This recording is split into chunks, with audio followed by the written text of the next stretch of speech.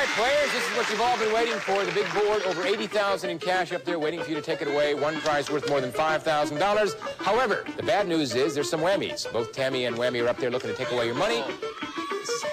Big bucks, no whammies, stop! Stop it, oh, Whammy.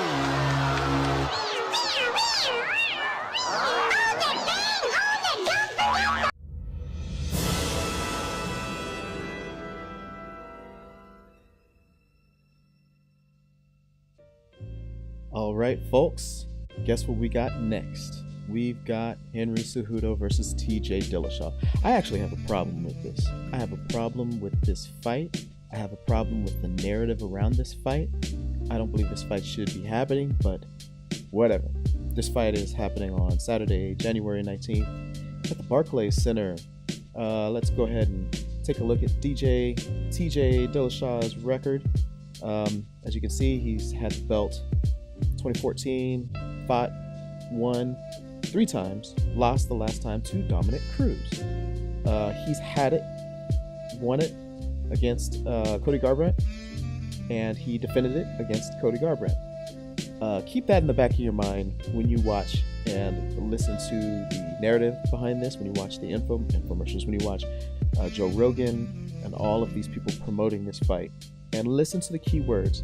I'll get into that in a second. So he is fighting a 31-year-old Henry Cejudo. If you don't really know too much about him, not a whole lot of people do. He's not a very flashy fighter. He's efficient. He's a world gold medalist wrestling, Olympic wrestler. And that actually says a lot. His wrestling pedigree, I probably should bring that up, but it's extremely impressive. And I believe that is pretty much the only reason why he was able to beat Demetrius Johnson.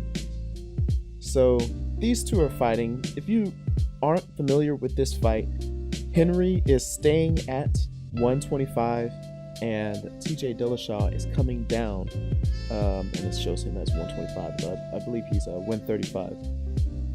So he's coming down from the flyweight down to bantamweight. Flyweight. This is stupid. Anyways, he's coming down. I think they put him down here as flyweight. This is freaking ESPN. They need to get stuff right. But he's coming down in weight to challenge Henry Cejudo. And Henry, if you don't know, just stopped Demetrius Johnson's. I believe he was on a 12-fight win streak. 1, 2, 3, 4, 5, 6, 7, 8, 9, 10, 11, 12, 13. So he actually has the record for title defenses in the UFC. And Henry Cejudo stopped that by decision, which was, that's another topic. Did he really win that? We'll just, yes, of course. We'll say he won that. So why I don't like this fight is, well, there's multiple reasons. TJ Dillishaw is coming down in weight to challenge a smaller, lighter fighter in Henry Cejudo. And they're calling this a super fight. Number one, TJ Dillishaw just got his belt. He's fought one person in 2 separate fights for the belt. And now it's a super fight. Number one, it's not a super fight. It's not. Neither of them are super. Henry just got his belt, and TJ just got his belt. So nothing about this is super. Number two, TJ is calling out the lighter, smaller fighter. Now, granted, this fight was really originally supposed to be between TJ and Demetrius Johnson. I don't like that fight either. Why? They're calling TJ Dillishaw the GOAT. He's the GOAT. Don't know what the GOAT is. It's greatest of all time, right? He's the greatest of all time. He's just got his belt. He just got his belt and defended it once. How? So this is fiction. And it's really frustrating because, Joe Rogan and them, they like to build a fight up, but we need to have some moderation here. We need some sort of standard, and it's not happening. So this is January 19th. I'm still excited about the fight, and nothing against TJ Dillishaw, but I kind of hope he loses. What heavier guy goes down in a weight class, challenges a lower weight person, and then calls himself the GOAT. It's like a 6th grader going down to 5th grade and beating up the bully. Really? I'm the greatest of all time. No, you just beat up somebody who's smaller than you. And you know exactly what he's going to do. He's going to go and make weight, and then he's going to immediately jump up back to his regular weight and probably back to his regular fighting weight at flyweight. So he's probably going to have 10, 12 pounds on Henry Cejudo just from the start, right? So here's TJ Dillishaw, and I'm going to dwell on the physical attributes of this fight mainly. 5'6", 125 pounds. I'm 5'8". I tell girls I'm 5'10". I'm 5'8" and 190. I could never get down to 165. How he gets down to 125, how he's gonna get down, is ridiculous. It's like a circus act. You might as well just sell tickets doing that. It's crazy, right? So here's Henry Cejudo, 5'4", 125. A little bit more fitting. Oh, it's only 2 inches. It is and it isn't. You know, when you have length and height, those are a combination. Those two come together, and they build on each other. So I don't think they have the wingspan here, but if you were to look at his wingspan and compare the two, I'm sure they have probably 2-3 inches difference. But if you add the 2-inch height advantage, 12-pound weight advantage, and then the styles, which we'll get into later, the styles, it's a bad matchup for Henry Cejudo. He barely won by the skin of his teeth. He's a great wrestler, but TJ isn't necessarily known for his wrestling. He's known for his movement, his hand speed, his power, and really that's all he needs to do. So why is TJ Dillishaw walking around saying he's the GOAT? Now, the person that he got the belt from was Cody Garbrandt. Cody Garbrandt beat Dominic Cruz. Dominic Cruz sounds like the house that Jack built. Dominic Cruz had and defended the belt 1, 2, 3, 4, 5. He got hurt here. That's why you don't see a belt here. He was hurt for a while and beat TJ Dillashaw for the belt 6, 7, 8. 1, 2, 3, 4, 5, 6, 7, 8. 8 times. So why are we talking about TJ Dillashaw being the GOAT? He's a good fighter. He needs to clean his division out. That's the very first thing any belt holder should do. Which is why I had a huge problem with Conor McGregor beating Jose Aldo the way that he did. A 13-second, wow, I hit you on the chin, I'm so happy, now I'm bouncing. He left the whole weight class, got his belt stripped due to inactivity and refusal to go back and defend that title. So a lot of stupid stuff is going on in the UFC.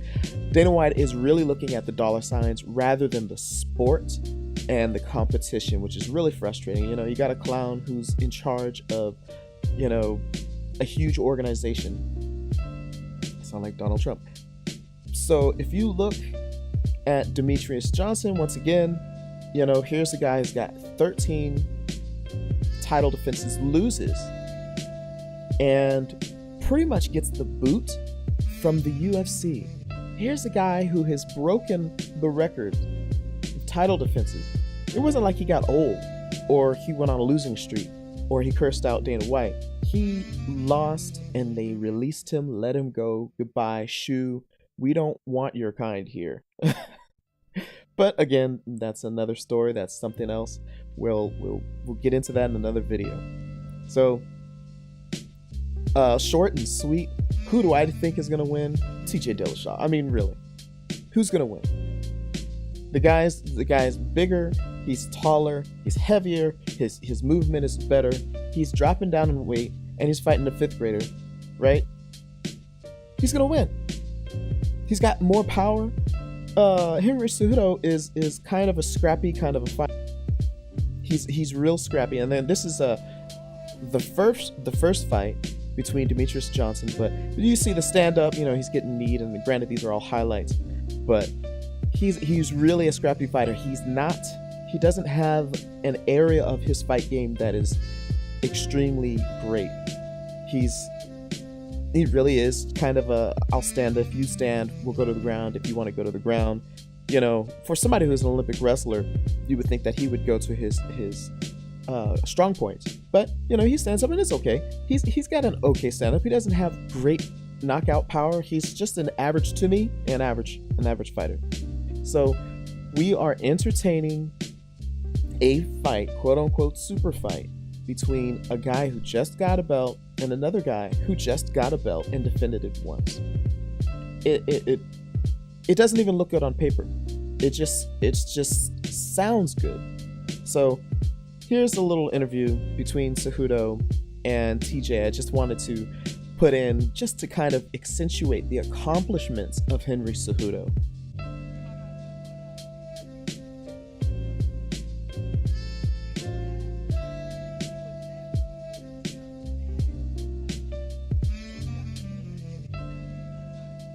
And it's actually true. And this is what I believe TJ Dillishaw, he really doesn't understand. So his idea of being the GOAT is going down to beat Demetrius Johnson.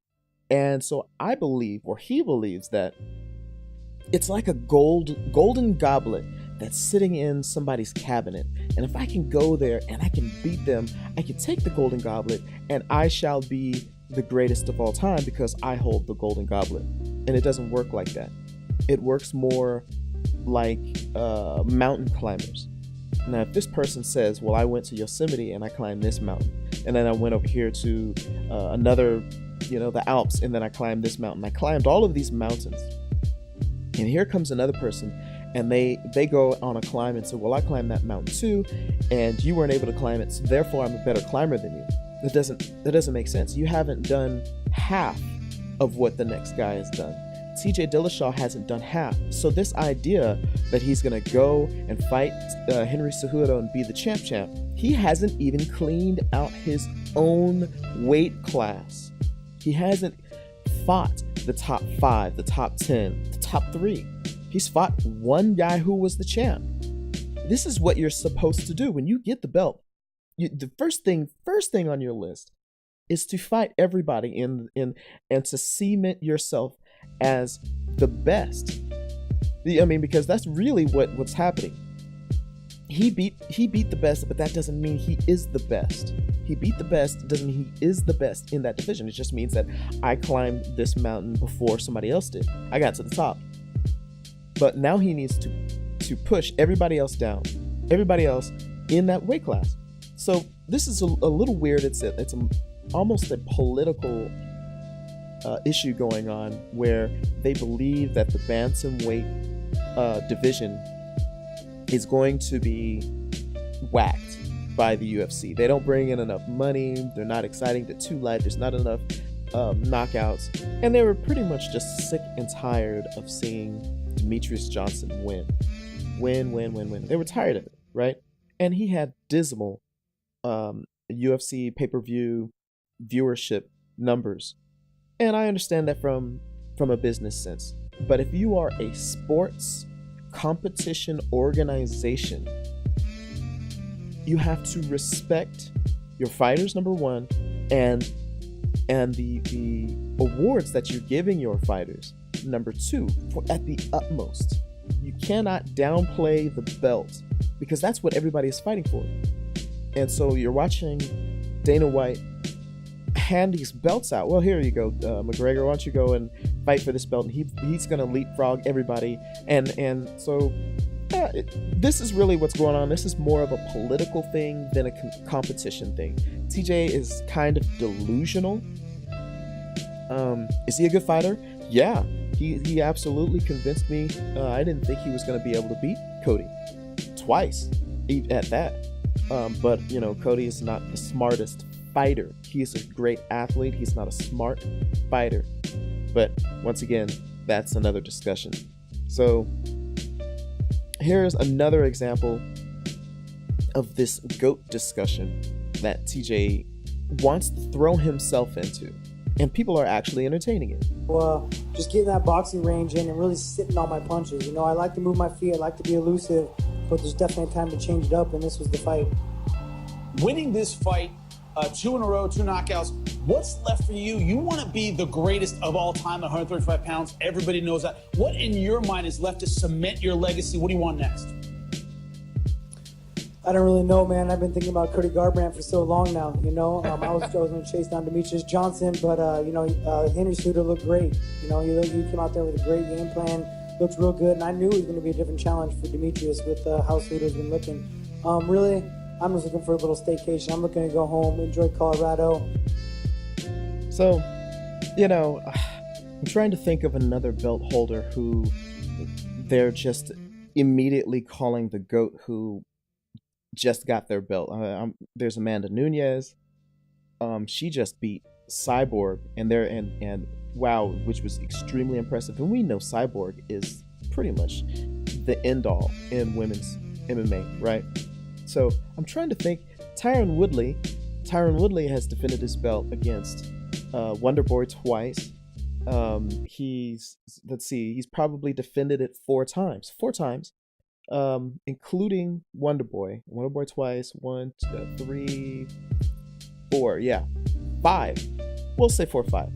You know, and is he in the discussion for greatest of all time in that weight class? No, well, I mean, no.